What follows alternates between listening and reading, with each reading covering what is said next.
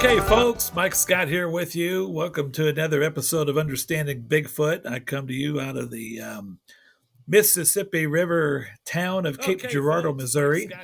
And with me tonight, of course, my co-hosts. Both my co-hosts are here tonight. So, Susan, your people will be thrilled that you are with us. Susan Perez, director of the SEMO Bigfoot Encrypted Research Group, here also out of Cape Girardeau, and my sister, Becky Pepper, comes to us from Nocona, Texas. And so anytime I have, Susan, anytime I have just you on, I hear from Becky's people. How come Becky wasn't on? Anytime I have just Becky on, I hear from your people saying, how come Susan wasn't on? And so tonight, we have a very special guest, but I thought, I'm going to get both the ladies on here tonight, so I don't get any complaints or any hate comments in the comments. And this goes out to YouTube about why one or the other wasn't on. So, Susan, Becky, welcome, and thank you. Good to see you guys and catch up with you. So good to see you. Good to be here. We have, since we have talked last. I spent a couple of nights, a little over a week ago, in the field camping, and had a Sasquatch walk right past our tent about 12:30 in the morning, and gave us a quick thrill. But it was kind of uneventful, though. He really just kind of walked past it, let us know he was there, and just kept walking. I was hoping he would stick around a little bit. And Doug, our guest, Doug has been in the field with these things time and time again. We'll talk about him in a second, but I choked. I should have said something to him. Should have just said, hey, thanks for coming by, acknowledge him just to see how he would react. And I just thought, I'm going to wait for his next move. And then his next move was finally just keep walking. But speaking of that, Doug Hajicek is with us tonight. And Doug, we're excited to have you. And we had a mutual friend hook us up. And your resume speaks for itself in the Sasquatch world, as well as other things. The producer of the hit series that was on History Channel a few years back called MonsterQuest is probably what you're most known for. Bigfoot Legend Meets Science, and the Legend Meets Science 2 that'll be coming out. We'll talk about all kinds of things. But Doug, welcome to the show, and you also come to us from the Mississippi River Valley in Minnesota. Thanks for stopping by tonight. Yeah, yeah. I'm 2 miles from the river. So we are travel the river. We're about 600 miles apart tonight. Susan and I, and you, and Becky comes from Texas, but we're glad to have you here. Now, let's get right into the show, because we've got a little time limit here, because Sean Seabar, producer, has another one he's got to produce, and we might fill this one up. But you are most known for MonsterQuest, and when the MonsterQuest series came out on the History Channel a little over a decade ago or so, I started watching that show, and that was the one show that kind of got me back into this whole realm of. Now, MonsterQuest, you talked about all kinds of different potential monsters out there. Yep. But I was really intrigued by the Bigfoot programs, and that's kind of got me back into, hey, there is something about this, and we really like the approach you took as far as always trying to find a scientific angle to justify what the guests were saying. But anyway, thank you for that MonsterQuest series. That was a big impact on our lives. Yeah, it was quite a lot of fun. A lot of work, but a lot of fun. Now, before MonsterQuest, that wasn't you. Now, if you look at your resume, and you could, we'll talk where we can find that, some of your websites and different things you got going on. You first started a program that dealt with Bigfoot back in the 90s. Was it the 90s? On the Outdoor Channel. Talk about that a little bit. Late 90s. So the first program was actually Legend Meets Science for Discovery Channel.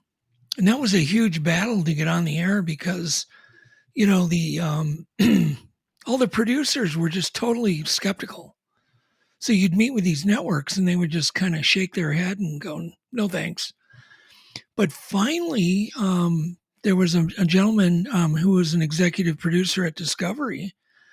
After pitching this Legend Meets Science with Matt Moneymaker, we pitched it together. We had pitched it for, I think, 2 years. And then finally we got to go. And we went ahead and did it, got it all produced. And then I can remember, I think it was the Hieronymus debacle came out right before it aired. And the executive producer called me and said, well, it's too bad we can't air your show. Oh, and I'm like, what? Can't air the show. And he's like, well, it's all fake. I'm like, oh my God, let me educate you.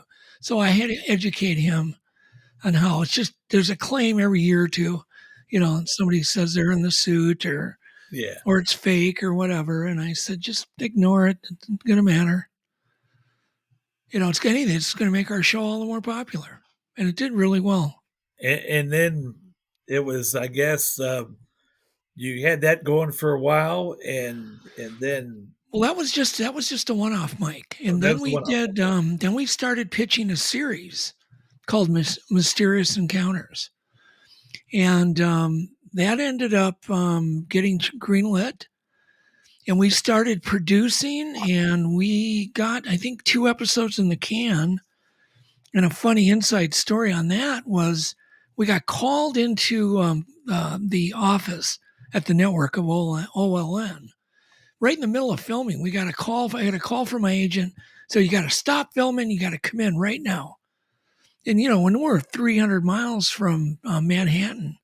So anyhow, we loaded, we finished the show. I didn't listen to them.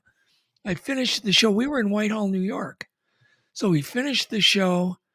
Then we hopped in the motorhome.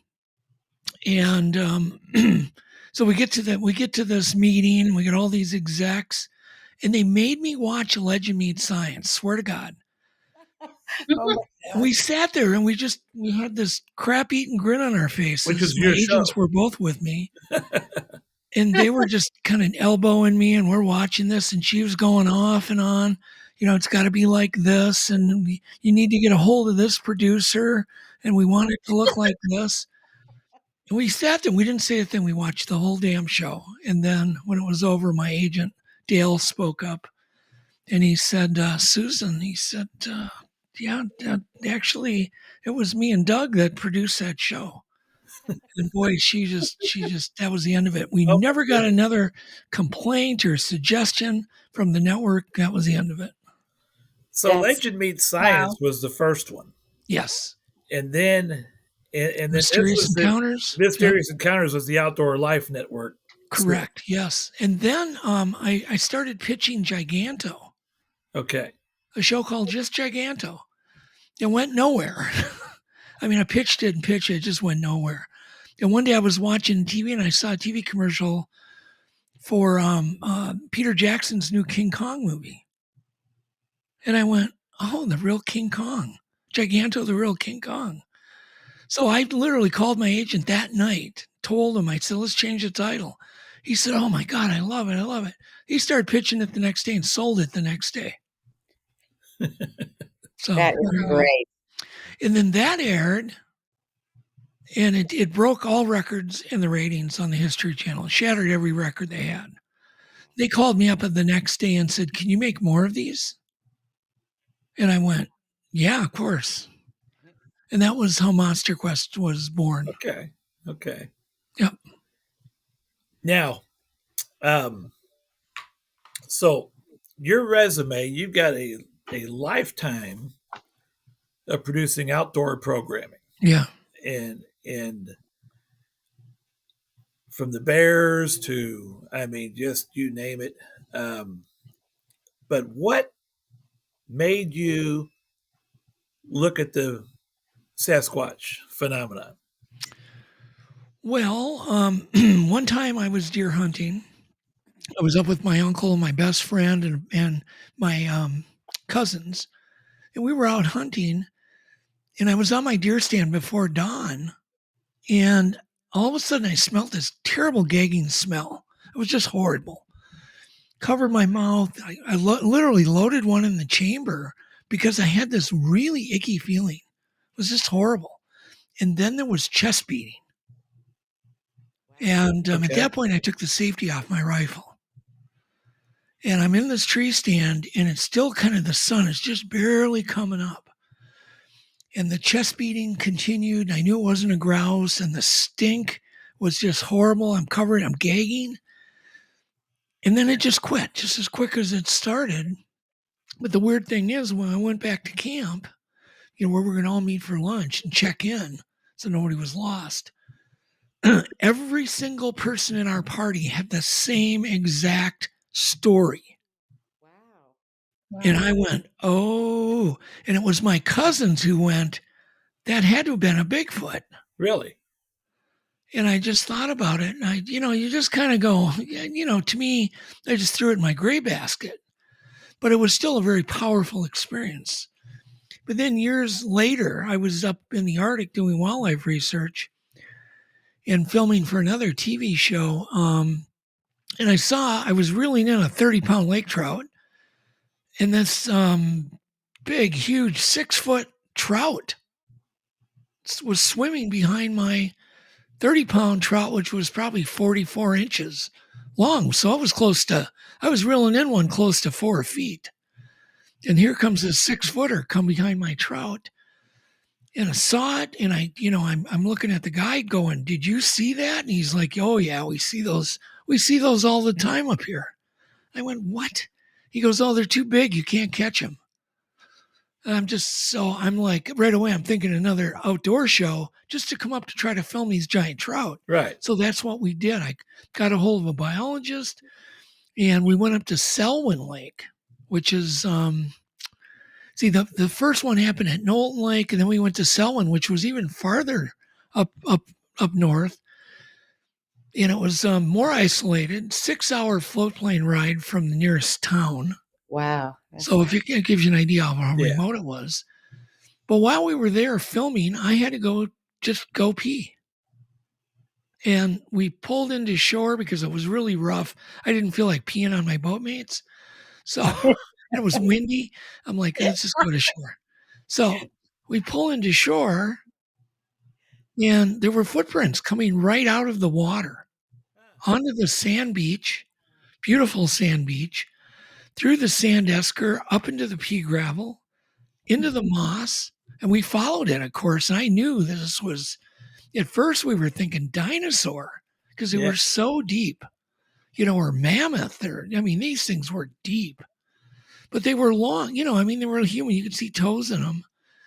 But for some reason, I don't know if the people I was with, they kept saying dinosaur. And we went up into the moss, and there was a footprint in front of the tree trunk of a 7-foot tall black spruce tree, and there was a footprint directly behind the tree. And you guys know what that means. It stepped over the tree. Wow. Stepped over it. And I knew that. I could see there was, it was perfectly in line, the rear one and the front one. And, Bigfoots, they walk in that very straight gait. Right. If you get into where they're in a stride, their tracks are extremely straight. And then at that point is when the guy I was with, the one guy, looked at me and said, we need to go. I'm not joking. And he was serious. He's like, we need to leave now. Oh my gosh. And I just said, no, we're gonna push on. I want to see, where these tracks end up leading. And so we followed them through this little tree line. And up in the Arctic, the trees are stunted. So this tree it stepped over was like 7 foot tall and maybe, 3 inches, 4 inches in diameter. So it'd be like a U stepping over a weed, right. For a guy, a 6 foot tall guy stepping over a weed. It might have or a sapling, So anyhow, we go beyond the tree line, and there you can see the footprints going off into the horizon, literally into the horizon through the moss on the, the lichen on the tundra. And so that I came back, couldn't get that out of my head. I got a hold of Peter Byrne first to tell him what happened. I did do videotape up there, and I did it for the news network I was working with. And I gave them the tapes, and they edited it into a story. And of course, they recycled the tapes. They didn't have enough sense to keep my tapes. And I guess I didn't have enough sense to make copies before I gave them to them. So, now, what year long was story short, that? that put me on a life-changing mission at that point. Everybody has those moments. So, yeah. Go back to the incident where it's a tree stand with your relatives. Yes. Hunting. How many people would have been in stands that had the smell and the experience that you had? Well, it was Ron Carlson and my cousin Scott and my cousin Mark and my uncle Jack. So what is that? Four or five other people. And you would have been far enough apart. You probably would have been multiple Sasquatches doing that. I don't know. Nobody really looked at their. It was all the sun was just coming up. Yeah, we were about a quarter mile away from each other. Okay. So yes, it could have been more than one. But if it was highly organized. That's what I'm trying to say. We talk understanding Bigfoot.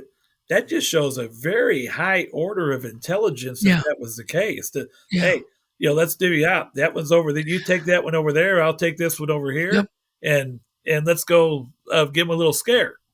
And and of course, I always thought it was just one animal. I never really considered a quarter mile apart is quite a ways. That's a long way to go from place to place to place if you're just one. You're just one. So my guess would be that there was more than one doing that. They were. You could be right. A little more organized.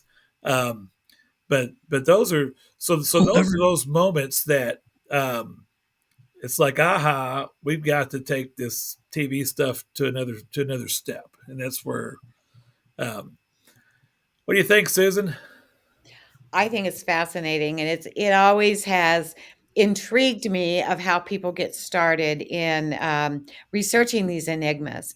And we also have a cryptid faction, but right now everybody wants to focus on Bigfoot. But Dogman and everything else that's out there. I particularly love the one where it, honest to gosh, looked like a werewolf, and it turned out to be a guy who was, trying to prank people. But it was absolutely fascinating, and I thought that was so interesting too, because you showed how it could be done. And I always tell our group, research and find out what it isn't first. Because, it isn't a fox, it isn't a this, it isn't a that. Not everything is Bigfoot, but when you narrow it down, like you did with your family, and every person had the same story, that's proof right there. It's definitely proof of something, because something didn't want us in this area. And this area that we were in was in Orr, Minnesota, right on the Canadian border, in a beautiful, desolate area. My uncle was a true wilderness guy. He was not about to take us hunting in an area where there were other hunters. He knew we would be isolated in a very, very unique area. And so everything kind of made sense when this thing came and intimidated us. I don't know why it would think that chest beating would scare us, but it was scary, because I could tell it wasn't a grouse. You could feel the vibrations. Right. That's like the walking in my camp the other night. The footsteps were heavy enough you knew what it was. You could feel the ground shake, Mike. Now, Doug, I mentioned the MonsterQuest shows, Mike, because Mike, did you hear him? What's that? He asked if you could feel the ground shake. I couldn't feel the ground shake so much as I could hear the gravel crunching, the tarp crunching, and so forth. He was probably walking a little lighter than he could have been. It was pretty windy that night, but you could definitely. There were two of us awake in the tent, and one of us slept through it. That we both concurred something is out there walking. Well, there was one more experience, and I haven't told this too many times. And I'm trying to think of the year. I was producing an outdoor show, but I wasn't doing anything with Bigfoot. But we were up right on the Canadian border, but across the Canadian border this time, on the other side. And we were grouse hunting. And once again, we were in a real true wilderness area. We were seeing timber wolves. And we were up there hunting grouse with a bow. And so we didn't have guns with us. We have no rifles. Hunting grouse with a bow. Hunting grouse with a bow, yes. That's some accurate archery. Well, and so we were up there for, I don't know, 5-6 days.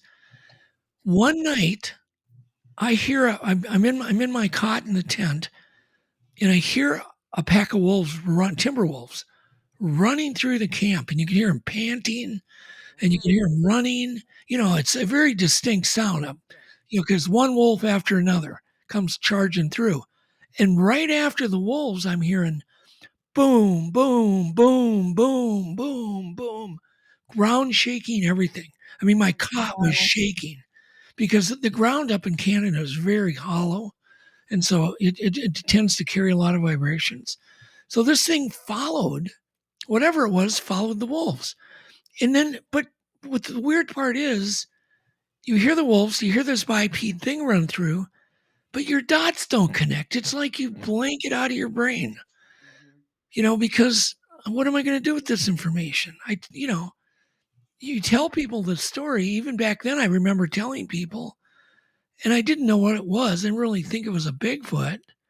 But then, what else could it be? Yeah, you weren't thinking that at the time. But then when you start doing the math, and I wonder if they were hunting with the wolves. It depends on whether they were actually just following the wolves because they know they're going to have a kill. Yeah, because or they're actually working in a symbiotic. We have evidence. Yeah. In southeast Missouri that they hunt with coyotes. Yeah, exactly. And I've suspected that. So I that could be an angle as well. I've got a great coyote story too that we witnessed firsthand. Well, there with you go. Probably a Bigfoot if you want to hear it. I don't know. Well, we want to hear it because I've had people say, no, you're really going too far if you think they run with coyotes, even though we have. Here's a head scratcher for all you guys. Go ahead. Here's a head scratcher. I'd love to hear all your opinions. Okay, so we were up investigating along the St. Croix River that divides Minnesota and Wisconsin. Runs the whole border from Lake Superior all the way down, and then eventually merges with the Mississippi River. Okay, so we're up there on horseback, and it was 1, 2, 3, 4 other guys besides me. And we're on horseback, and we're investigating Bigfoot stuff. And I've got my production cameras with. And all of a sudden, we rode on the trail. We were returning on the same trail. And all of a sudden, we got blasted with this terrible, terrible stink. It smelled like, rotten flesh mixed with manure. It was just horrid. And so we're covering our mouths. I mean, we're all smelling it. And we're on horses. And the horses don't exactly smell that great either on a hot day. So you can imagine. So we're smelling this overwhelming smell. And then all of a sudden, Joe, one of the guys we were with, yells, "What is that up on the trail?" And we look, and there's a coyote laying on the trail in front of us that, remember, we had passed earlier. Right. And it didn't move, but you could see it was alive. It was blinking, it was blinking its eye. And so we dismount, we go and inspect it, and we can clearly see 2 huge, kind of dents in the fur near the spine. So the spine had been torn in 2 on this coyote. On the coyote? And it was freshly paralyzed, and probably thrown on that trail. So that means it was near that coyote. So, look, I'm getting some weird feedback, Mike. Yeah, it's kind of come up. Hopefully, it kind of goes away. But. I'm not hearing it. I just started hearing it. Yep, I'm hearing it when everybody talks. Once again, the government was listening. There we go. Yeah, we might be good. Yeah, there you go. Absolutely right, Doug. That's another show. I was joking about that. Well, I'm always surprised that I haven't disappeared yet. My kids, if mom disappears, you know who got me. It's never too late. It's never too late, Susan. Could still happen. It could. Anyhow, so it's one of those stories that once again everything seems discombobulated. The fact we had rode through the area once, now we smell the smell, and then all of a sudden there's a coyote laying in the trail that's freshly paralyzed, right? Totally alive, totally alert, but it can't move with a broken spine. And something did that to that coyote. Like that. I'm sorry, Susan. I'm sorry. We had a little bit of feedback. I'm saying what other animal could really, separate a spine and paralyze an animal and have it still be alive? Yeah, exactly. Well, any other animal, if the intent was it's either going to be kill the coyote or not, and it would have done that. It wouldn't have just left it there like an intent. It's crazy to think that. What do you think, Becky? Well, I kind of tend to agree with you there. I don't really. It just sounds pretty interesting to me because I haven't been around very many coyotes. I mean, I have when I lived out in West Texas, some, but haven't come across. Oh, I'm sorry. To me, I would take it as a warning. Yeah, that's what we did. And the other thing is we had a stone thrown at us very shortly after that. Wow. Okay. But you get into a deal where it must have just taken, I mean, early man, we domesticated, wolves and coyotes. I mean, that's how we got dogs. So it doesn't surprise me that they're working in some type of a symbiotic relationship. Because coyotes especially, they're more omnivorous. They'll eat anything. Right. I mean, they'll eat berries, they'll eat meat, they'll eat grass, they'll eat anything. And that's what we know Bigfoot to do. And I can only imagine that the ravens, the coyotes, and Bigfoots all work together on some level. There seems to be some evidence of that in certain areas anyway. But I guarantee you're not going to grab your favorite dog and wring its neck and throw it out at somebody. Right. Like this thing did. So, who knows what the motive was behind that, or why that coyote as opposed to others, or whatever. But I want to go back to MonsterQuest a little bit for a minute, Doug. Mm-hmm. Becky and I were always pretty close, and as a brother sister, and then our adult lives have always had us living in different states, far away from each other. And I would watch these programs like yours, like your MonsterQuest program, and I'd get a text, "What you doing?" I'm like, "Hey, I'm watching this program on History Channel about Bigfoot. You ought to watch it." And her response to me was like, "Oh, you don't believe in that stuff, do you?" And I don't know, Becky, do you remember was MonsterQuest one of those shows that I'd have you turn on? Yes, it was. Yeah, from time to time. Yeah. And Becky's like, you're crazy if you believe that stuff. And then she saw one, but anyway, that's and now she's doing a show with the creator of MonsterQuest. Yeah, he sent me your bio, and I thought, oh, this is just so impressive. It's way over my head. But I'm very impressed. But yeah, that MonsterQuest kind of brought us closer, a little bit closer together when all those miles separated us, because we had something then we were both interested in. I became interested in it just like he was. She would become interested. She'd watch the program. It was like, hey, it's coming on tonight at 8, and we'd watch and we'd text each other back and forth the play-by-play. And then wasn't too long after that when she had her sighting, and that kind of confirmed everything for her. But I want to talk about one of the episodes that has always intrigued me. And you guys were on a lake up in Canada. Oh. And Dr. Meldrum and a couple other. Yeah, Kurt Nelson. Yeah. Oh, we did 2 shows up there. Okay. Snail Grove Lake. Uh-huh. Yes, correct. That's right. And they had the thing that would come in and mess with the cabin during the off season. They went to figure out what did it. Was it a bear? Was it not a bear? And you were on location, I guess, for that show, correct? Sure. Yep. talk about that program a little bit, because that was the one that really, really intrigued me, because somebody set the plywood up with the nails and it stepped in the nails and everything. Tell us a little bit about that program and what the conclusions were on that. Well, first off, I used to go to that cabin for many, many years. I was up there, actually did a story back in like 91 on that particular cabin. Okay. Because it was luxury in the wilderness. It had a propane hot water on demand. It had solar lights. You could take a hot shower. Didn't have a restroom in it, but it had a sink. You could wash up and had a shower. That's unheard of in the middle of nowhere. So we did a story on that, and I just kept going there 2, 3. Sometimes, I think one year I went there 6 times.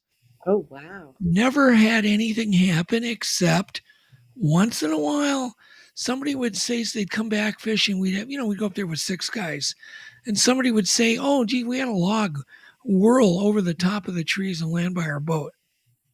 And I would just, I'd scratch my head and go, well, whatever. I don't know. And then one time I had brought my son up and my best friend up there, and we heard singing from the shoreline. It sounded like a native language, but more like an opera. Just very sing-songy, but very, very loud. And we sat and listened to that for 20 minutes, crystal clear.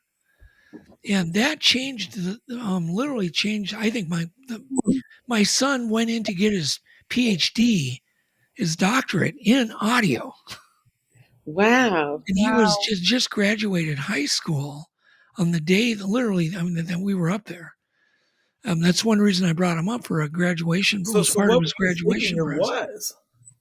So that's amazing. And that, that really affected him. And so he studies audio, does a lot of high tech work now. And in fact, he's recently been on a couple of zoo book meetings. If you know what zoo book is. Yeah. All these scientists that deal with Bigfoot. So my oldest son has joined that a number of times now. So that's pretty cool. I'm now have more to talk to him about. But anyhow, so I've been going up there forever. Nothing ever Bigfoot happened. Although in the journal, it did say that somebody had found triple E size 16, shoe size 16 footprints at the portage. Okay. And I just thought, that's interesting. But I never gave it any mind, because this area is so huge. If you've never been into a fly-in camp, I mean, you fly for hours and you get dropped off. I mean, there may not be, you have 500 square miles of wilderness all to yourself. There's nobody. There's no roads. There's nothing. There may be a winter road, from somebody that makes a run to the Arctic, but those roads are only used in the wintertime. They're not passable in the summer, because they go a little on land and then on water and land. So they're unusable. So people always go, "Oh, there's a road." Well, yeah, but they're closed. One, the government closes them, so you can't use them. Excuse me. And 2, I've never once, in almost 35 years of going there, I've never ever seen another person, ever, or a canoe or anything. If you go up there, whether you go up there alone or with 6 people, you're only going to see the people in your party. So one day we decided to bring our girls versus all the boys. So we thought, my best buddy said, well, he'll bring his daughter, because they were all friends. So we thought, we'll do this father-daughter trip. And so I brought my daughter Dakota up, and she kept doing monkey sounds while we were fishing. And one day we were pulling out of a stream in an area that we always felt like we were being watched. And there was a woodknock right by the boat, broad daylight, as if a warning woodknock, to warn before we went out into the main lake. So we're coming down this little stream, and there's a woodknock right where the stream connects to the lake. Wow. And so I'm like, ooh, maybe they are here. And so we decided that night to do a woodknock. And so we did. Got an answer 10 feet away from us. 10 feet away from us. Yeah, instantly. It was insane. You should have seen these grown men turn white. Yeah. Yeah. And then we had a rock exchange for maybe an hour and a half, 2 hours of small rocks. And then everybody got tired. It got uneventful at that point. We couldn't get it to do anything. I think it left. We go in the cabin. I'm reading a magazine because I can't sleep. I'm kind of churned up about this. And I'm reading it by a little tea candle light. I'm reading this magazine, barely can see. And finally, I get tired. I go up to the window and I'm going to brush my teeth, and I flip the solar light on right above me. And so now I'm facing the forest opposite of the lake, and this guy lights up. Well, that started all this screaming and yelling and rock throwing, shaking the cabin, lifting the cabin up and down on the corners because it's up on blocks. I could hear something running on the roof. At the corners, lifting the cabin up. Oh, lifting the whole cabin. Oh, God. I could see the floorboards flexing on the interior and the kitchen of the cabin. I didn't remember seeing that on TV. I didn't put it in the show. We were wondering why they all ran. I think that's what. Oh, I could write a whole book on Snell now because we've gone up there so many times, and we've had experiences every time we've gone back now. Because now we know they're there. Yeah. But you gotta go during when the blueberries are ripe. Okay.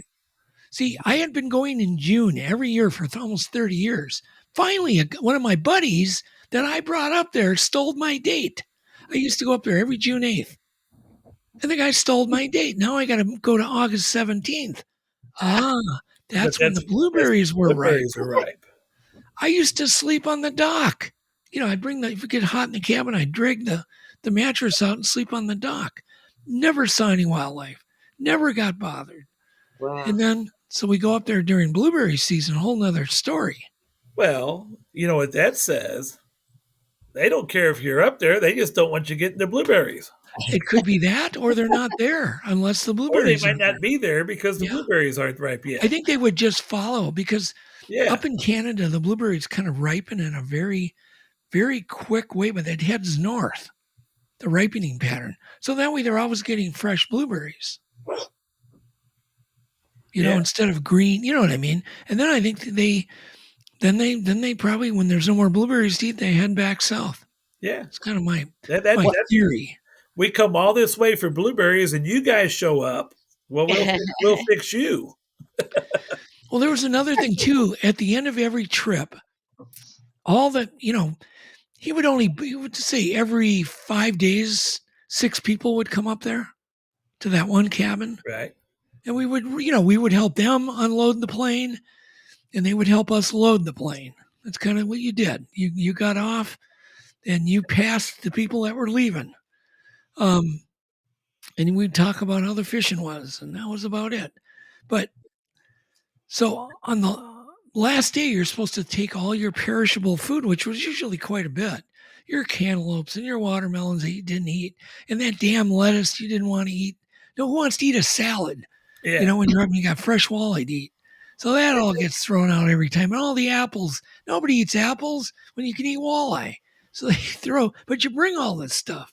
And just in case you don't catch any walleye. In case you don't, correct. Or it rains every day. Yeah. And that does happen.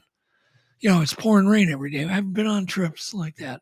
So, but you throw away 70 pounds of fresh produce out the back of the cabin, back in the woods. So I would imagine they know that. They're not stupid, and they're going to get foods they could never get anywhere else. Apples in the wilds of Canada is not happening. But at that cabin, it is happening. Eggs. Oh, my God, the food that we throw out every year, it was insane. Coolers of it. Wow. That's incredible. What I remember is that one scientist, I believe he was Kurt Nelson. His name, but he did the DNA or something. Yes. You could tell the expression on his face. He was afraid. Yeah, he was. And he was, by the way, Susan, he was the bravest man I've ever met. Wow. There's no hope for us. He was brave. No, this guy, he had the guts to do things that I would never do. I'll be darned. What were some of those things that you felt that you could have been in danger, or, something could have happened. Well, when you're having rocks whipped at you at 200 miles an hour, I would imagine if you had a chronograph, they would have definitely, I'm exaggerating, but they definitely would have hit 100, they would have hit 100 miles plus. Yeah. Because when a rock ricochets, would hit that like metal siding, those rocks would ricochet, 50, 80 feet. How big were the rocks? Just kind of normal, good throwing size that you would probably like to throw. Maybe a little bit bigger. Yeah. But the first time it happened right next to Kurt and me, because we were talking to my son Blaine, and here come a rock just right by his head. Oh. And Kurt really, he liked Blaine, and he felt very protective of Blaine, and he got PO'd, man, and he grabbed a rock and he whipped it into the forest, and he went and got the thermal camera. But here come another rock right over the top of the forest, and it landed, on the cabin. Dr. Nelson threw a rock back. Yes, he did. Yep. Oh. Yep. He is pretty crazy. So, I mean, the whole thing was insane. I mean, and every time we went up there, I can honestly say I was within feet of that thing numerous times. And there was one time I had a chance to look at it and literally didn't have that. I just, where it was literally right out the curtain because of what it was doing. It was peeing where we peed, because after this incident, where we knew there were Bigfoots, we never walked to the outhouse anymore. Yeah. That was the end of that. Yeah. Yeah. Because it was way back there, back by the forest. And so if you had to pee, it went off the porch on the right side, and it came and remarked that territory. Oh my God. In the middle of the night, you could hear it. And yet I knew the door was still locked because I had a bunch of butter knives. That was our lock, by the way, butter knives. And so if you ever go to Snellgrove, use the butter knives.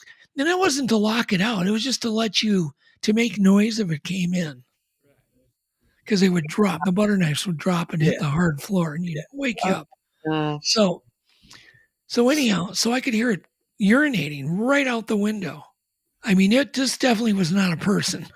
And then it shoved the picnic table, which took two men to lift it, shoved the picnic table across the porch, and then threw a big rod case so hard at the cabin that literally men that would never wake up woke up instantly. We all did. It was crazy. Mm-hmm. I remember that thing hitting the side of the cabin. It just went horizontal. It was boom. Yeah. And, the whole cabin just reverberated. Yeah. When they throw something at the cabin, they definitely mean it. And then we collected a hair that got snagged on a zip tie on a name tag. And it was very wispy. And once again, I don't buy into the forensic. We had it forensically analyzed. And the guy took bluing and used bluing to see if it would absorb bluing. Well, guess what? I've tested that with every damn kind of hair there is, including unbleached hair. Just my hair I've tested, and it absorbs the bluing instantly. Your hair gets very porous when you get older, especially. But he said it was a bleached hair because it absorbed dye. Well, any hair absorbs dye. So I didn't buy into his because there's no way that was not human hair. It had a tapered end, which means it was never cut. It had no medulla, and it was wispy and a slightly thinner diameter. So I do believe it was as much of a Bigfoot hair as any other ones that I have. That's interesting. Why do you think, aside from the lumber industry, which everyone comments on, or the pleated woodpecker or whatever, why do you think there's such a stigma against telling us the truth from the government? Or I think because the subject got put in the tabloids early on, we got made fun of because of the silly name Bigfoot, and I think the cover-up doesn't. It starts in every department, because I've encountered it, and I've actually had government officials admit to me in the lower end, like the ground, the game wardens, the BLM, enforcement officers. They've had the experiences. They are afraid to tell their boss, and their boss knows about it, right? Because they started in it as a field guy. So they had experiences as a field guy, but no one's talking. They're not communicating. When you have Bureau of Land Management people go, yeah, we actually admitted that they lied to me, because everybody I run into, have you ever had an experience with a Bigfoot? They always go, no, no, no, no, no.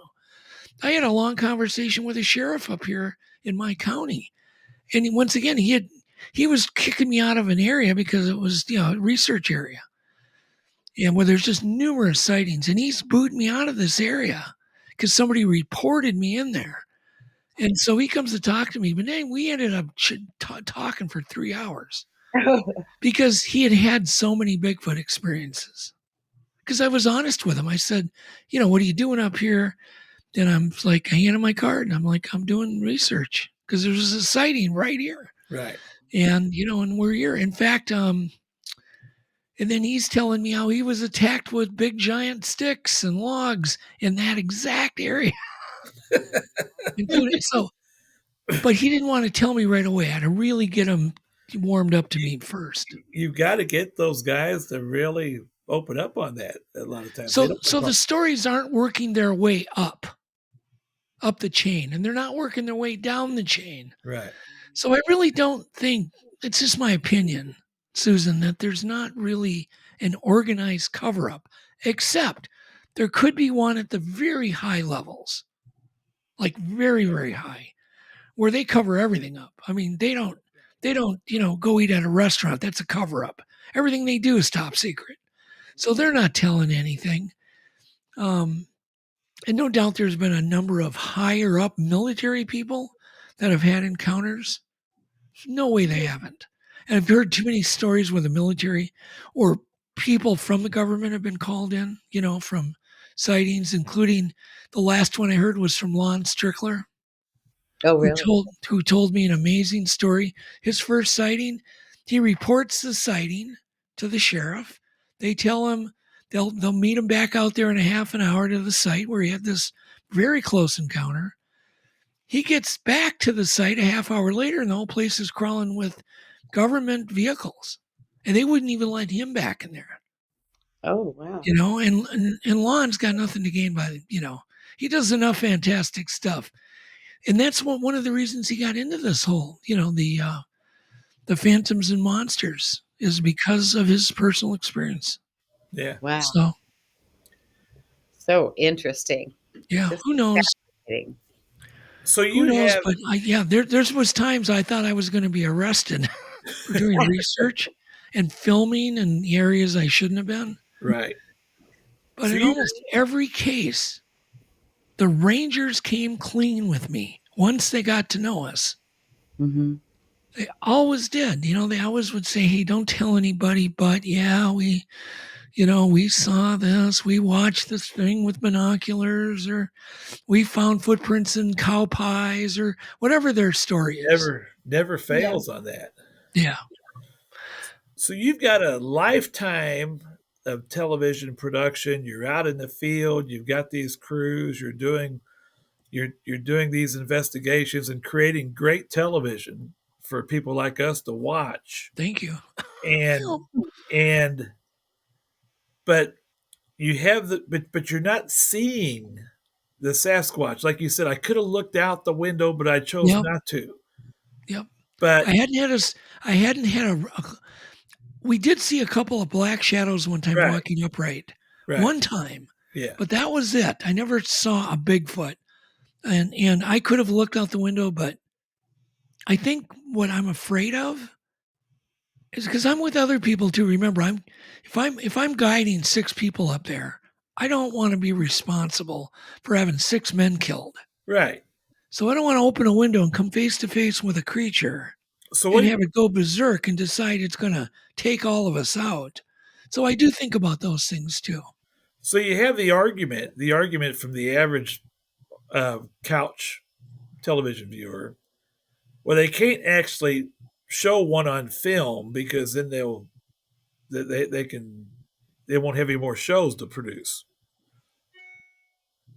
That wouldn't be true. It would just be a whole new level of shows. Yes. Yeah. But I want to fast forward because recently you have without the television crew have had that first sighting. Yes. And I want you to talk to us about that a little bit, because you're like, after all these years, yep, there he is. Yep. Thank God I had a witness too. Yeah. So anyhow, so me and Yvette were driving back from up north along Lake Mille Lacs. If you look at a Minnesota map, there's a big lake kind of in the eastern center. It's called Mille Lacs Lake. And you can't see across it. It's so big, right? So we're just driving back from way up north, and we're going along the lake shore very late at night. But it happened to be on a Friday night, so everybody's got the same idea. They're all coming back. So there's plenty of traffic. I've got cars behind me. And we come upon a thing that right away I think is a moose. And I think it's, like moving its antlers like that. We get closer and it's like, God, that's not a moose. And I'm thinking, well, what the heck is it? And we just keep getting closer. And Yvette's going, what the frick? When we see how big this thing is, and then we could see its fingers. We could see its arms, its broad shoulders, the hair hanging down underneath each, bicep, the longer hair. But it's doing like a hula dance. It's not moving its feet, but it's moving its arms like in a hula motion, back and forth, back and forth. And then we realize, and we see the wind blowing its hair, and we realize it's drying off. Oh you my could see the lower part of it was still wet. And it was just drying off. And it was quite windy that night. It was just moving its arms just to get the air through. It was kind of humid that night. And I think it was just drying off before I walked back into the forest. Because literally, I looked at Google Maps, once we got to pull over. And it was right at a state forest, right where a stream emptied into Mille Lacs Lake. So the exact place we saw it made total sense. But it didn't give a crap about any of the cars. It had its back to us, so it wasn't getting blinded with headlights. And it was just doing its thing. It didn't care. Wow. I guarantee 30 people saw it. It's guaranteed.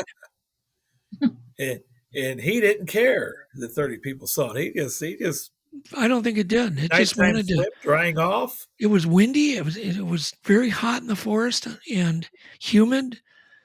And it was just catching this amazing cool breeze off, Mille Lacs Lake. And it was just going to head back in. It didn't care. Oh, wow. That's so neat. But you got to remember, we were within, at the closest point, 2.5 feet from this thing. So we got a good look at it. In my halogen headlights, in my Corvette, it was lit up like daytime. I mean, we could see its skin under the fur. We could see, the muscles. You could see everything. Wow. Yeah. Wow, so it was amazing. But right away, I remember that, and the fur was wavy, which, once again, my dots connect because I really do think that their hair, I always say fur, their hair is slightly wavy because all the samples I get have this wave to them. What was I going to say? Oh, her first reaction was, she said that looked just like snuffleupagus. Oh, yeah. My kids used to love that creature. Yeah, exactly. Yeah, we both got it. We talk about it. I think we talk about it once a week. Yeah. So that sound familiar, Becky? Just all of a sudden, boom. And then all the specifics. That's what I'm sitting here thinking. That sounds so familiar. It happens, Becky, when you least expect it. Right. And you can't mentally prepare. So I'm just in shock. I'm driving. Yeah. And I'm watching this thing, and it's getting closer and closer. And I am looking at it, but I pass it like an idiot. It's like a complete idiot. I go right by because I'm in shock. I did the same thing. Yeah, you're just like, what an idiot. And I felt like an idiot. But here's the difference between you two, your experiences. Doug has spent a lifetime chasing it. Yeah. Right. But when you both came upon it on the road, you both had the same reactions of shock and awe, to use a cliche. Right. And just like Doug said, he just seemed like that what the Bigfoot you saw just didn't seem to care. what was out there, what was around. And that's how I feel, with when I saw. He just was just like out there, trying to cross the road. Was it facing you? It was like kind of sideways. So I was driving straight and I had to take a double take because I saw it out of the corner of my eye. So I had to take a double take and look back. Yeah. Yeah. It's interesting because I actually had a rock thrown at my car while we were driving too one time. Wow. And I've had people go, man, those things are gunning for you. Maybe that's true. I don't know.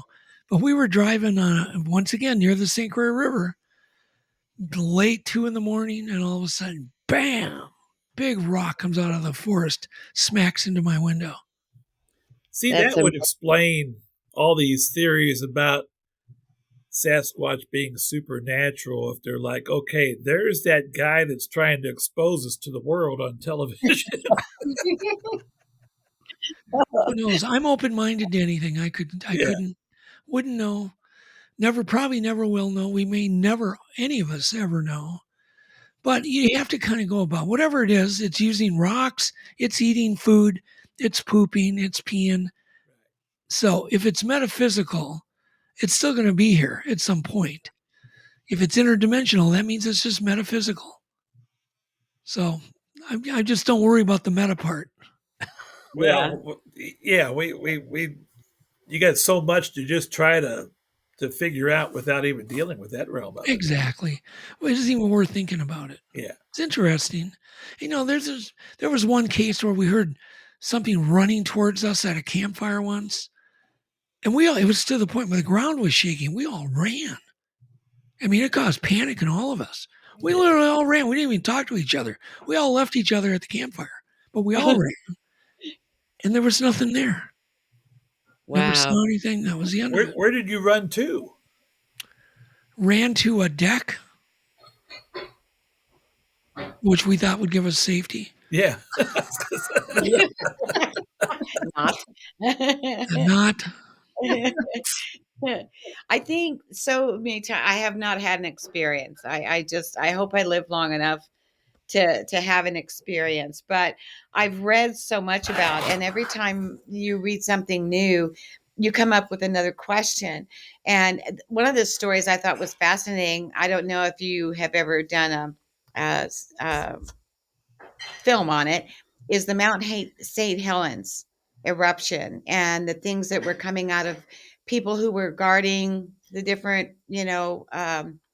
animals. They had different piles, is what I was told, and military there. And I just found that's interesting. Do you have any insight on that particularly? Sure. I mean, I think that that may have happened. There may have been a dead Bigfoot found. I spent quite a bit of time right after the eruption out there. Oh. I mean, I was out there a lot. I was out there with Rick Knoll. And then we ended up filming a number of episodes of Mysterious Encounters out there. I mean, I was there right after. It was still, Mount St. Helens was still rumbling. There were rocks and stuff still tumbling down every day. You could just watch all the rocks coming down, the big boulders, We were going in lava tubes and walking down the new lahars that were formed. And oh my goodness. It was, yeah. I think back on that now and I'm going, that may not have been so smart. Such a good idea. Oh my gosh. But yeah, no, all those things could be true. Although I don't think there's any good evidence yet, of anything. The photo, I think the photos I've seen look done up. They don't look real. But yeah, I mean, it sure killed a lot of wildlife, no doubt. Right. It's quite a blast. Yeah. That was in my lifetime, that was the most unusual thing I've seen. The credibility of nature to just see that devastation. Yeah. That was really something. It was crazy. I know I damn near ruined a motorhome and a ton of camera gear out there because of all the ash got everywhere. Yeah. Oh my God. I was in California at the time, and the trains that were coming down from up north were just, even if you account for all the ash that blew off while the train was moving, coming all the way down, they still had ash all over the place on everything. That was some bad stuff. It was really bad. I don't know. How is it now? I would imagine there's no more ash. I have no idea. I have no idea. Eventually it turns to topsoil. Eventually. Right. But do you have a project in the works, a new project? Yeah, Legend Science too. Working with Jeff Meldrum again, like I did last time. He's writing. He's going to bless us all with another book. Okay, Legend great. Science too. And so, he's basing it on the doc, but I'm basing it on the book. We get together and we get to all the topics. I present him some topics I want to do. He presents me topics he wants to do, and we kick around ideas, and that's how we've formed our outline. And I'm ready to probably have the last meeting with him before we get filming because the weather's finally here. I think we're out of the pandemic now. Yeah. It delayed everything because of the pandemic. Right. Got delayed. That was supposed to come out last year, but because of the pandemics, this is. Yeah, well, thanks to COVID, that didn't happen. Although COVID still, my daughter just called me a little bit ago and she's sicker than a dog and got COVID and tested positive. And dear. I had another case of it here recently. And so who knows? I think it's definitely an endemic at this point. Keep those non-government medications on file. Yes. Yeah. Yeah, I had a buddy that had some of the non-government medication, and I called him and I said, "Can I have some of that?" He goes, "Well, you're not that good of a friend." Oh no! So every time I talk to him, I say, "Oh, is this that friend of mine that's not that good of a friend?" Yeah. Oh my goodness! So he teases me. I think he would have given it to me, and I begged him more, but it was hilarious. Oh my goodness! You find out who your true friends are. Exactly. That's another show there. But of course, we were just talking about apple crisp, right? Yeah. One thing you got currently, you've got your own program. It's called Untold Radio. Yes. It's on YouTube. It's on what other Spotify? What else is it on? Yeah, it's iHeartRadio, Spotify, Spreaker, Google. I mean, all of them. And you're live every Wednesday evening? Every Wednesday, yeah. Now, I a couple of weeks ago, you had our new friend Dan Nadrello on. Oh yeah, and I was very fascinated about the program, and I've been in contact with him a little bit. He caught me on something. He caught Becky on something, and reached out to us. We haven't really followed up too much with him, but one of the things that you guys were talking about, because this comes up when people in my area contact me about possible Sasquatch activity, the edges.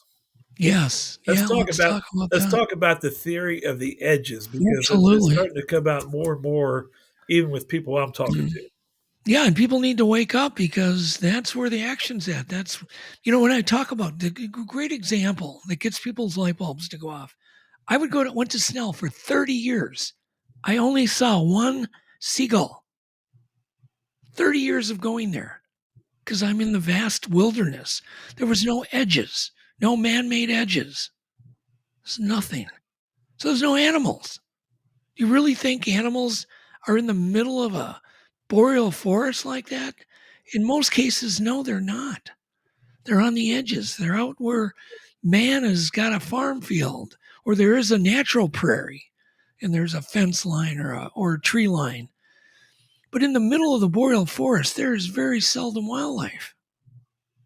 So, where do I see all my wildlife? Out in the suburbs. It's where all the wild turkeys live. It's where all the sandhill cranes live. It's where all the fox live, the coyotes live. We even got timber wolves now here in the suburbs. We have bears. I had bear tracks on my beach here recently. And deer. Oh my God, the deer we see. It's insane. And so probably have more. There's so many sightings in the Cape Girardeau city limits than they have in the rest of the county. There are so many sightings near the city limits on the edges, but people absolutely, it's almost 0% chance they're going to report it. They are not going to report a Bigfoot near a Quick Trip gas station. Yeah. It's not going to happen because then they're really going to get put into the crazy bin, right? Right. That'll do it for you. Sightings happen near the quick trips all the time. It's bad enough when you report it out in the country, right, Becky? Exactly. Or at places like Snellgrove. Yeah.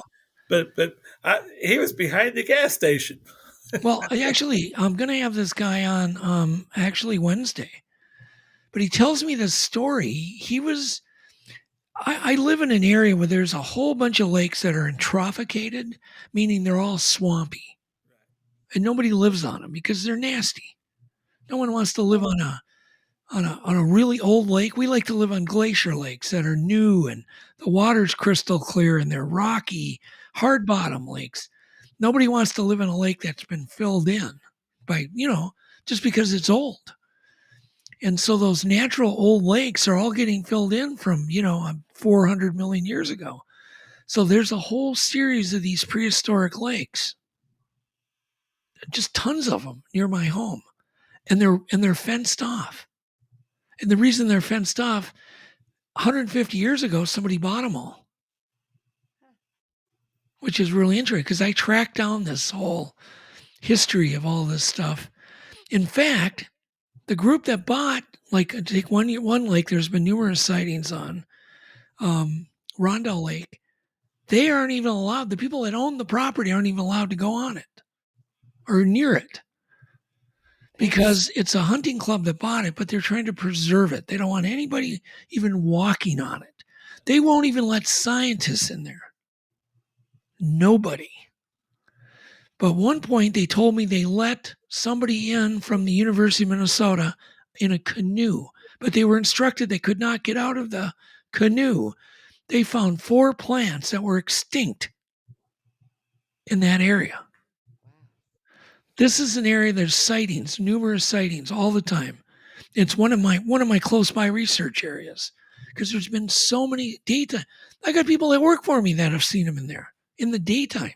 Do you think it's really cool? Do you think they don't want people in there because they know the Sasquatch is in there? It could be. I mean, it's possible. Is it a coincidence? The road my buddy had a sighting on near Rondo is called Fur Man Road. Fur Man Road. I don't know. It's a true story. Look at the origin. Where'd that name come from? Fur Man Road. So. What a name. Yeah, you just kind of wonder. Yeah, you do wonder. It crossed my mind too. I'm like, yeah, gee, that's awful coincidental. Yeah. So anyhow, oh yeah, but there's edges all around there. I don't necessarily think these things live in the, close to the cities or suburbs, but they definitely come in for the food, and it's where the grocery store is. Well, you think about it, that especially in times in which food might be scarce for them, it might be out of the vegetation season or something like like you said at the lake up there in Canada when the blueberries were there, they were there. Right. All the times you were there when the blueberries weren't there, you didn't experience them. But why not swerve into the cabin where there's this human food being thrown out every 4 days? But go to the, as you say, get into society, and it's especially in the cover of night, they can go very, very deep into society. Absolutely, Mike. And find a free meal. Right. Absolutely. Because we also, we do have our free meals too. We have garbage. We'll take the path. But I really just think there's so much wildlife. It's so plentiful. I can't take a bike ride without seeing 30 turkeys. 40 deer. Yeah. I mean, it's just there's food everywhere. Rabbits everywhere. Yeah. I can't even hardly ride my bike. There's so many rabbits running on my bike. So there you guys watching the edges of society. If you've got water, you've got waterway, you've got cover, water, food, you may have them. And corridors. I look for corridors, power line cuts that head into those areas. Could be a railroad track. Railroad track, even better when you get a power line and a railroad track and a stream and a creek and a river, you're going to have Bigfoot activity. Well, most of your, like in our county, especially north of the city, you have a lot of those flat bottom creeks. Right. And those creeks will run through these small little villages and communities, these little towns. And but the creek will have a tree line, which will give cover in darkness. Of course. And I had somebody in our group that I haven't met the person. He sent me some video that they took recently this winter of some footprints they saw in the creek bottom. Susan, I think you saw them too. I'm not sure. One of our group members. I don't know the individual, but what do you think? Just recently. Oh, yeah. Yes. Yes. And I thought, and the print was pretty clear, 5 toes and pretty clear, not bare. It wasn't a huge footprint, 12, 13 inches, but but you could see it was clearly a bare foot in the wintertime because there's a dusting of snow on the gravel bar. And which is why I'm ruling out human, because most of humans, even in southeast Missouri, would be wearing shoes during that time. But we talked about that. He says, but it was so close to town. Right. And boy, I felt so smart, Doug, because I just heard you. We just had our conversation about the edges, so I got to explain to him the edges. I said, in the cover of darkness, I said, it isn't going to bother them at all to be that close to town. No, I mean, where's there a rule wildlife can't survive 500 yards from a gas station or a home? Right. And there's nothing, I don't think, in our society that would intimidate them. Plus, they're very curious. So, just the curiosity of how they watch children or, somebody playing a guitar around a campfire, that alone could draw them in. But, everybody goes for the easy meal. And, garbage would be easy for them. They wouldn't have to chase it down and kill it and deal with it. Yeah, there's just nowadays we're dealing with a wildlife explosion. When I was a kid, back in the 60s, there was no wildlife. Nothing. I lived in the woods from the time I was 8 years old until the time I was a teenager. I literally lived in the woods. I mean, I camped out every night in the summer. Never wanted to sleep inside. We never saw anything other than a squirrel. No eagles, no birds of prey, no bobcats, no coyotes, no turkeys, no this, no deer, especially no deer. There were none. They weren't managed back then. Right. Everything was dead. In fact, when someone would see a deer, it would make the newspaper. Wow. Yeah. People don't think about that. Do you think, Doug, that that with that, because Missouri has seen the same pattern from the 1970s that I can remember, to bucks only for your deer tag and just one deer, and things along that nature, to just the population of deer and turkey explosion throughout the last 50 years in our state. And it seems like they're setting kill records every year. Yeah. But with that, we now have mountain lions back in the state. We have black bears back in the state, things that we hadn't had for years. And do you also see maybe that could also be part of an increasing population of Sasquatch? You got so many more sightings out there now, or is it just because of the social media? What's your thoughts on that? No, I think the population's tripled, quadrupled, just like the turkey population. I mean, why not? There's more food. Everything's based on food. If we start starving in this country, the population will shrink real quick. We're no different than they are. You gotta have a grocery store to go to. And where better are there more groceries than near an apple orchard, a grape vineyard? And you've got all these animals too that are taking advantage of the cornfields and the vineyards and the apples dropping off the trees. And I mean, this is where the groceries are, the edges. That's so true. I never thought about that. Yeah, because that's one thing I'm coming to the conclusion of, is there a whole lot more Sasquatch out there than what people think there are? And was it always like that, or is it just now because of the abundance of food, we're seeing an abundance of predators? Yeah, no, I think ever since we started managing big game like bears and deer and started, groups started bringing back the turkeys and all these and ducks and preserving wetlands and some of the green belts that we have now, the corridors. I think that their populations have grown tremendously. I really do. I don't think we had Bigfoots in my area back in the 80s or 70s or 90s. I think this is kind of a new phenomenon. I really do. I would have never thought they were in my county. That's for sure. And we of course found out otherwise, but in the last few years. But I would have never thought that. But so let's go over. We're going to probably here get a quick wrap up and give everybody a final word. But your website, what is your website that's got all your activity going on it? Well, really, it's just my Facebook page. I have two other websites. Untold Radio. Untold Radio. Go to that. And Hanger One Publishing. So we do have a book publishing company. And then I do with my sons, Alex and Blaine. Okay. And then really for Bigfoot information, I'm constantly posting new updates, which isn't, I only post when there's something interesting going on. Right. But just go to my Facebook page. Facebook page, Doug Hajicek, and the Untold Radio program is live every Wednesday night. Every Wednesday on YouTube. Yep, Untold. Other avenues, and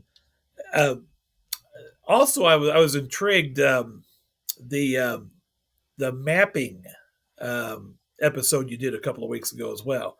Yeah. Where right. the gentleman was going over. I caught about half that show, and I shared the info with Susan for Susan to catch it. You kind of shared like the mapping of the documented Bigfoot sightings throughout the country compared to black bear, compared to brown bear. And I thought you can literally, and you can do so much with the database. It's all GIS information. And I'm hoping that Scott will start working with this gentleman in England who's doing a similar thing, but in more, like, for instance, I can call him up. You can give me your county name and the county you live in, and I can say what color Bigfoot is most prevalent in that county.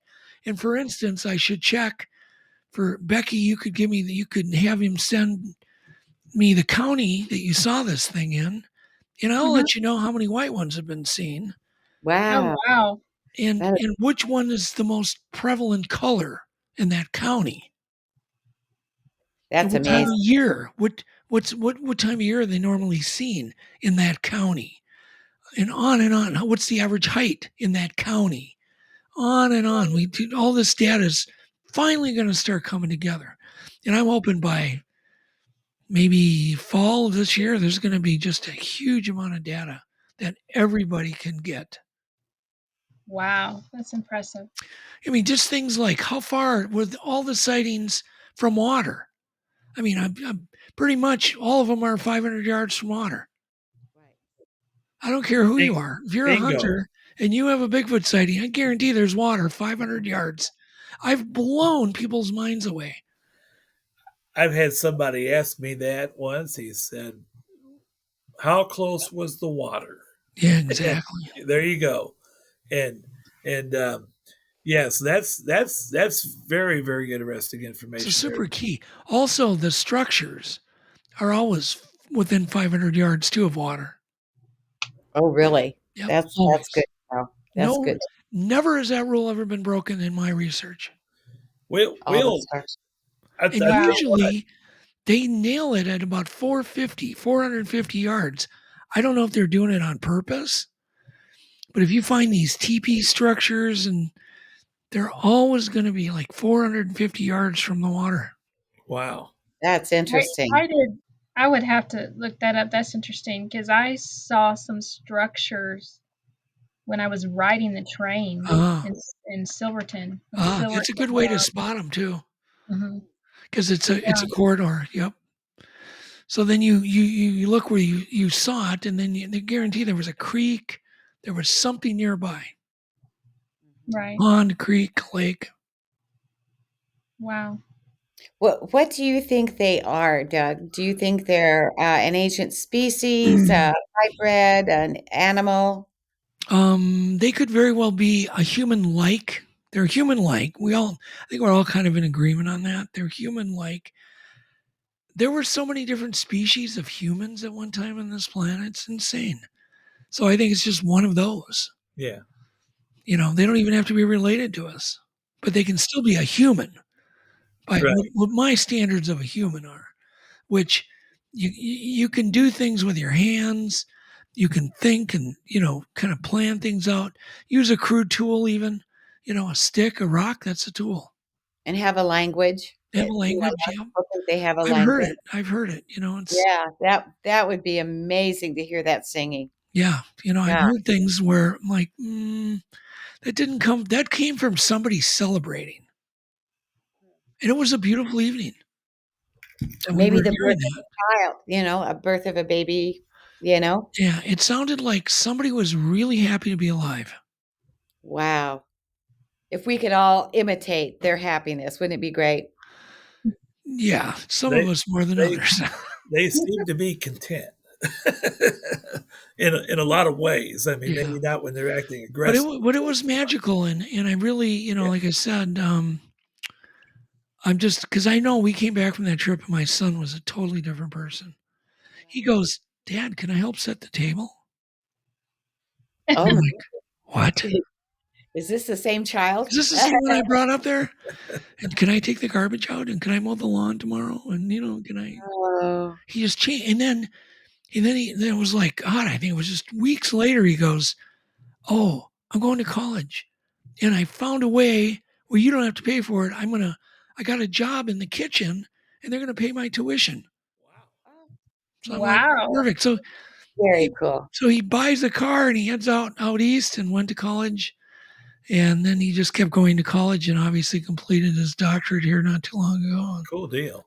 Wow. That's wonderful. Cool. Yeah, but Bigfoot can have a very positive effect on people. Mysteries can have they're great for our kids. It's one reason I love doing MonsterQuest, because it instills wholesome wonder and mystery. Absolutely. There's nothing more wholesome than doing Bigfoot research, and nothing better for your kids. Yeah. And it makes you think. It gives you the opportunity to use your deductive reasoning. Yes. Well, if it's not this, it could be this. And if it's not, and my grandson, who is, I have older grandchildren too, but he just turned 9. And he said, "Grandma, you have inspired me to believe in Bigfoot." I said, "Good. You get my 200 plus books when I'm gone." I always tell people when I speak at a conference, I always tell people, you realize you guys are really part of the 1%. You guys are the smart ones. You are the curious ones. You're not the pompous ones that think they know all the answers. You guys are the people that want to learn, and you're interested in mysteries, and it cost them money to be there. They had to wait in lines. They did this, that. They go through all this rigmarole to be there just to listen to a bunch of people talk. Oh, I think that's great. So, who do we write to at the History Channel? I'll message. Okay, message Mike or We'll make that public. Send me a message on that, Doug. And the guy, I don't know who he is, the announcer that does the intro. Oh my God, I love his voice. I mean, he just gets you all primed to see what's coming out of the window. He's amazing. Oh, he is amazing. Yeah, he absolutely. Really is. Yeah, he's guy on Ancient Aliens too. I always thought, man, I want his job. The announcer on MonsterQuest or it got there, towards the end of the series, he was making some darn good money to read those I bet. Take that hour or whatever. I may not have to get up at 5 o'clock in the morning and drive a school bus before. I did a deal with him. I said, I will pay him more each year. We're on the air. Keep him connected. And so he was like, hey, that sounds good. It's good to me. Well, I love those shows. I mean, bring them on. I love everything cryptid also because it's all a mystery. And I think from very young, we all are trying to figure out what the reality is of our world. And every day it changes. Yeah. So, but it's good to think about this stuff. No, if you think about being interested in Bigfoot, just like we were talking about, 475 yards. Well, a young kid, 5-year-old kid might go, what's a yard? I need to know what a yard is. So now he's got a reason to know what a yard is. So then everything starts falling in place. See, you start getting, whether you're doing Bigfoot research or any kind of mysterious research, you're going to be interested in math and reading and just, really all the arts. You need to know all the arts in order to investigate Bigfoot. Everything. So that's great. Doug, it has been a true pleasure. And it's been my pleasure, guys. And talk to us. And I will encourage, Sean has another show he's got to produce before too long, but a couple things I want to know. You'll come back on. Sure. And we'll talk about tree structures, things that we didn't touch on. We'll talk about, some of the things like that you've seen on location, as well as getting closer to Legend Meets Science 2. We'll talk about that. Sure. Upcoming as well. We'll get you back on this summer, perhaps before all that. Yeah, anytime, Mike.